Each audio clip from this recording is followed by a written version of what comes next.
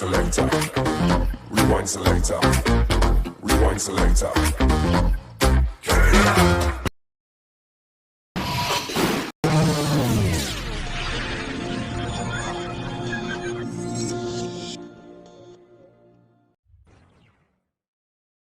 Ternyata Depok pernah memiliki presiden sendiri.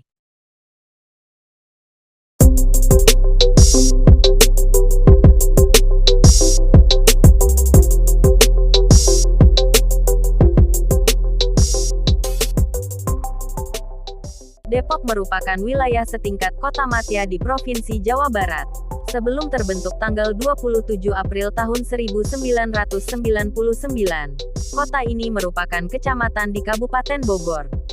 Siapa sangka, dahulunya Depok pernah menjadi sebuah negara tersendiri yang dipimpin oleh presiden sebagai kepala negara sekaligus pemerintahan. Tidak banyak yang tahu tentang sejarah kota Depok ini. Simak penjelasan lengkapnya berikut.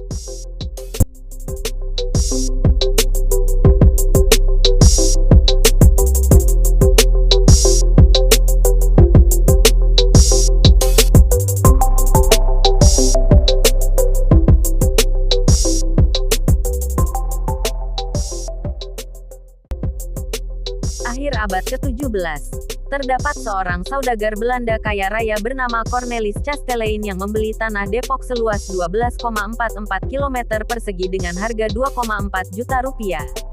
Tanah ini berstatus partikelir, bukan termasuk dari kekuasaan pemerintah Hindia Belanda. Pada abad ke-18, Depok adalah wilayah administratif yang memiliki Gemeente-Bestuur atau pemerintah sipil. Chastelein menjadi penguasa pertama dan pendiri Depok. Ketika itu, wilayah Depok masih berupa hutan belantara. Dengan bantuan para budaknya yang berasal dari berbagai suku daerah, Chastelein membabat hutan untuk membuka lahan garapan. Cakupan wilayah Depok sangat luas, mulai dari seluruh kawasan Depok sekarang, Pasar Minggu di Jakarta Selatan, hingga Gambir di Jakarta Pusat. Para penduduk pertama yang mendiami Depok adalah para budak milik Chastelein. Depok memiliki presiden pertama pada tahun 1913 dengan nama pemerintahan Het Gemeente-Bestuur van het Particuliere Land Depok. Para presidennya dipilih secara demokratis oleh rakyat. Pusat pemerintahannya berada di titik kilometer 0 yang ditandai oleh Tugu Depok. Tak jauh dari situ, berdiri gedung pemerintahan yang kini difungsikan sebagai Rumah Sakit Harapan. Presiden hanya menjabat selama 3 tahun saja. Presiden pertama Depok adalah Gerrit Jonathans yang menjabat pada tahun 1913. Setelah itu terdapat 3 presiden yang memimpin, antara lain Martinus Lawrence yang menjabat pada 1921, Leonardus Leander yang menjabat pada 1930, dan Johannes Macis Jonathans yang menjabat pada 1952. Sangat disayangkan, sama sekali tidak ditemukan catatan terperinci dari masing-masing presiden di masa pemerintahannya. Bermula dari warisan menjadi negara, Chastelein adalah sosok penganut Katolik yang taat. Tidak heran jika ia memiliki sikap yang dermawan pada para budaknya. Sebelum meninggal, tanggal 28 Juni tahun 1714 ia berwasiat kepada seluruh budaknya untuk memberikan mereka lahan, rumah, hewan, dan alat pertanian. Ia juga memberikan kemerdekaan setelah sepeninggalnya.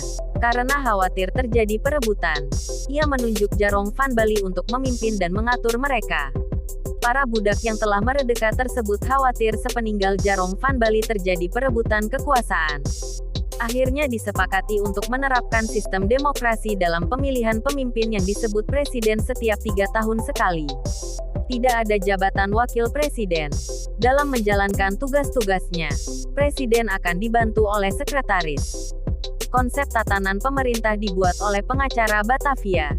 Dijalankan pada 1913.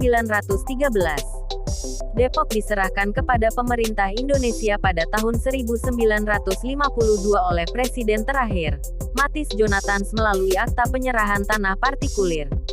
Jika dilihat dari Depok sebagai kota Madya memang usianya baru menginjak 22 tahun.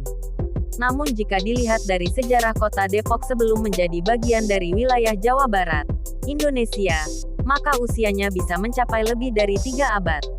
Telah merdeka sebelum Indonesia.